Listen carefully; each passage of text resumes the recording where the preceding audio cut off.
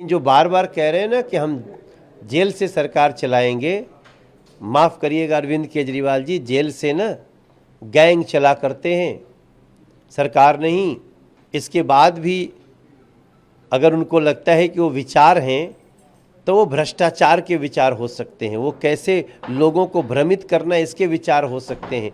दिल्ली को लूटा है अरविंद केजरीवाल जी ने और दिल्ली की हाय लगी है, आज उनको ये हस्र को आना पड़ रहा है। उन्होंने अपना जीवन दिल्ली को दुर्दशा के कगार पे पहुंचाने के लिए जो दिया है, उससे दिल्ली की जनता इतनी क्रुद्ध है, इतने गुस्से में है कि उनके गिरफ्तार होने के बाद दिल्ली में मिठाइयाँ बांटी जा रही हैं, क्योंकि दिल्ली की जनता को अपेक्षा थी कि उनको साफ पानी मिलेगा, उनको उनके कहे अनुसार सबको फ्री पानी मिलेगा, उनको जल जमाव से मुक्ति मिलेगी। अभी नाले बजबजा रहे हैं, गलियां टूटी हैं। आप दिल्ली के ये लुटियन जोन को छोड़ करके अंदर चलिए तो ऐसा लगता ही नहीं है कि इंसान जीते हैं,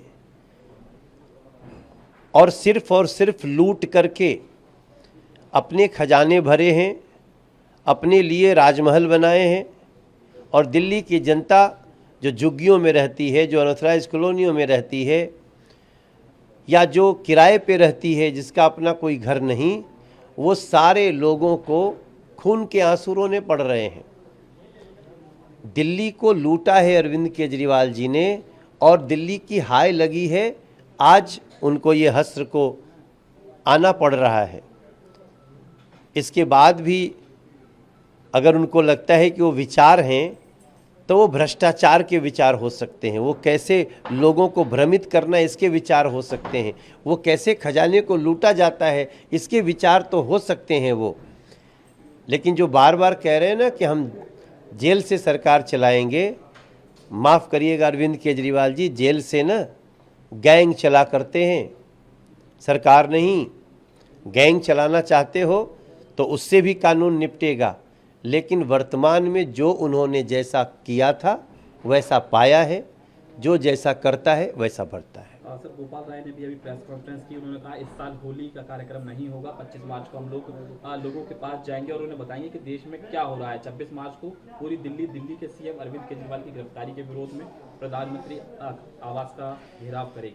अरे जब आज ही कोई नहीं आया तो 2-4 दिन बाद कौन आने वाला है?